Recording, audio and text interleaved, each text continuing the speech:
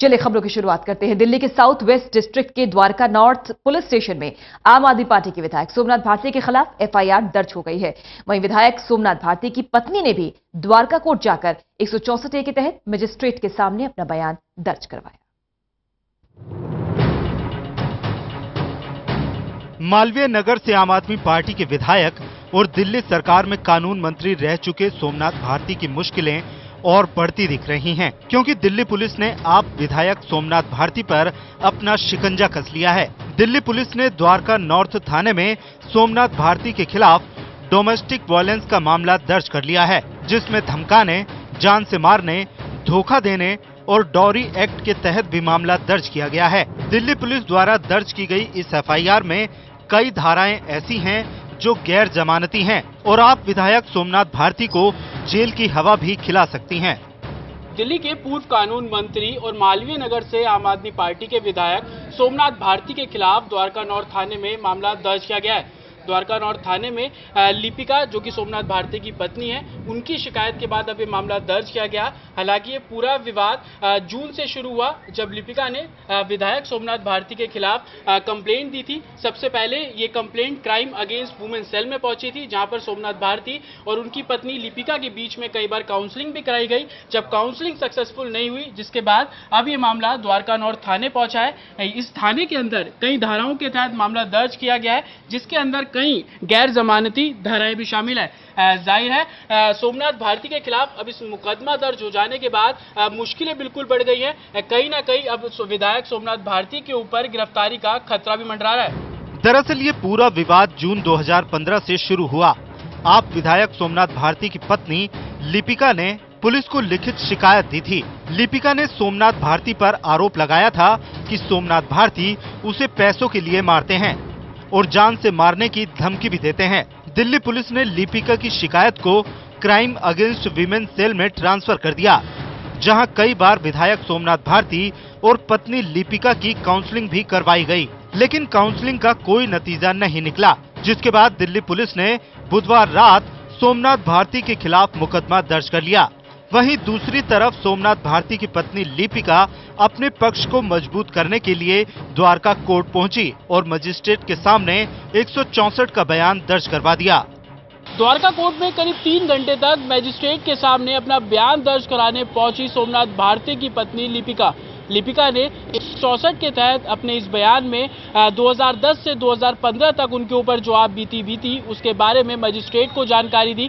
साथ ही लिपिका ने यह भी बताया कि 2011 में वो सोमनाथ भारती के खिलाफ वसंत कुंज थाने में भी शिकायत दर्ज करा चुकी है।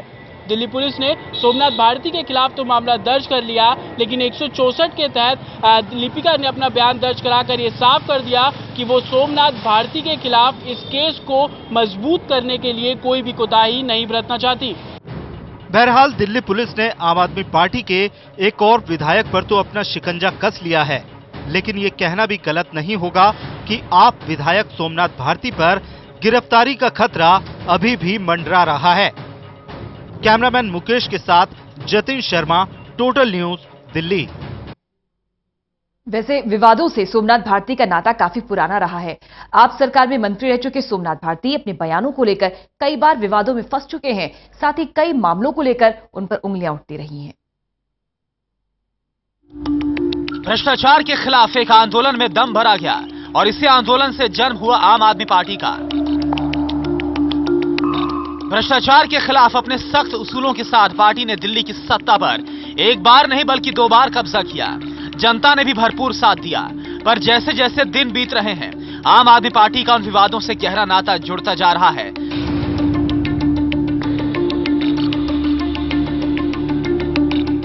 जिसे लेकर वो अब तक विरोधियों पर निशाना साध रही थी। ताजा विवाद में एक बार फिर से आपके मालवीय नगर से विधायक और दिल्ली के पूर्व कानून मंत्री सोमनाथ भारती का नाम सामने आया है। लिपिका मित्रा गुरुवार की दोपहर द्वारका कोर्ट नंबर 515 में मजिस्ट्रेट के सामने बयान देने के लिए पहुंची। इस मामले में आप विधायक के खिलाफ बुधवार की रात द्वारका थाने में एफआईआर दर्ज हुई। पुलिस ने बताया कि मामले में सोमनाथ भारती के खिलाफ आईपीसी की धारा 307, 406, 420, 506, 498 ए के तहत धोखाधड़ी, हत्या के प्रयास, दहेज प्रताड़ना और घरेलू हिंसा के तहत केस दर्ज किया गया।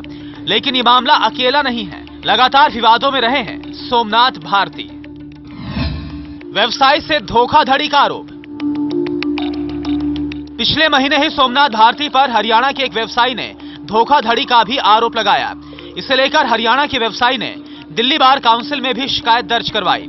मामला साल 2012 का था, जब फरीदाबाद के रहने वाले नेमी चंद जैन शिक्षा में व्यवसायीकरण को लेकर एक जनहित याचिका कोर्ट में डालना चाहते थे और इसी सिलसिले में उन्होंने उस समय सुप्रीम कोर्ट में प्रैक्टिस कर रहे सोमनाथ भारती से मुलाकात की थी। मुलाकात के बाद सोमनाथ भारती ने याचिका डालने के लिए 1 लाख रुपए की मांग की, जिसके बाद नेमी चंद जैन ने IIT दिल्ली के पूर्व छात्र संघों के साथ मिलकर 1 लाख रुपए इकट्ठा कर सोमनाथ को दे दिए।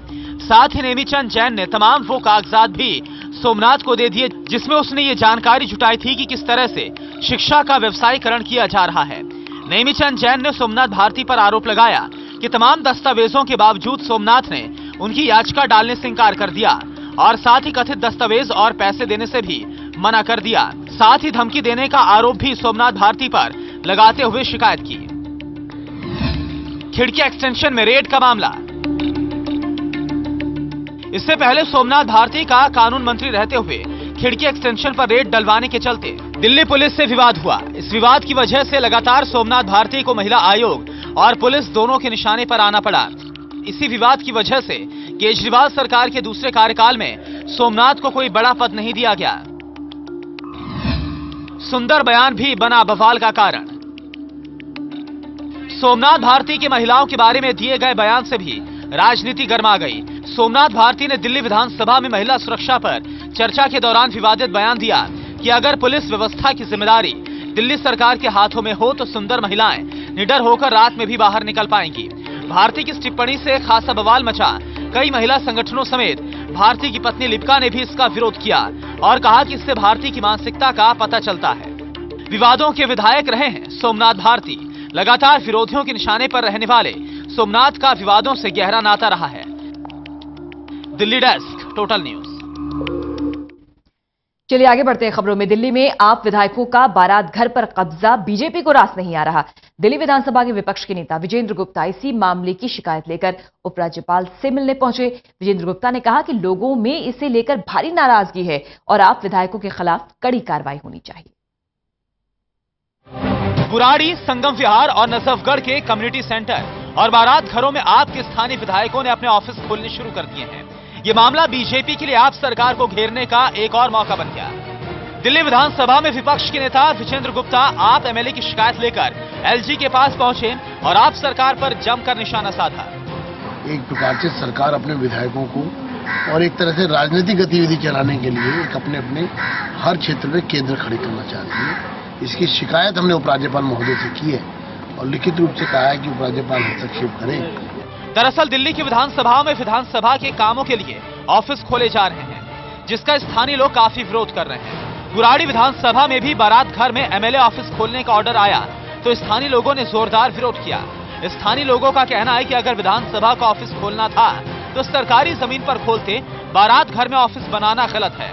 बुराड़ी के लोगों ने इस ऑफिस का विरोध करते हुए एलजी को भी पत्र लिखा। बुराड़ी से आप विधायक संजीव झा हालांकि इस पर अपने ही तर्क दे रहे हैं। बारात घर अभी मैं बता दूं आपको कि बारात घर शुरू नहीं हुआ था। ये बिल्डिंग बन रही थी, पिछले टेंडर में 18 लाख रुपए भी दिए थे रिनोवेशन के लिए, तो उसी प्रक्रम में था ये। तो जैसा लोगों ने हमसे निवेदन किया उसी के बिहार पे हमने अनुशंसा करी। तो विधायक ऑफिस बहुत जरूरी है, कहीं ना कहीं विधायक ऑफिस बनना है और ये कहाँ होना चाहिए इस पे बातें होनी थी। तो लगा कि जहाँ अभी चूंकि ये शुरू नहीं हुआ है और ये सेंटर में है तो यहाँ एक उचित स्थान है जो विधायक ऑफिस बनेगा। हर विधानसभा में एक विधानसभा दफ्तर खोलने का सरकारी आदेश जारी होने के बाद से एमएलए इसके लिए जहां जगह मिल रही है वहीं पर ऑफिस खोल रहे हैं। भले ही विरोध हो रहा हो लेकिन विधायकों पर इसका असर होता नजर नहीं आ रहा।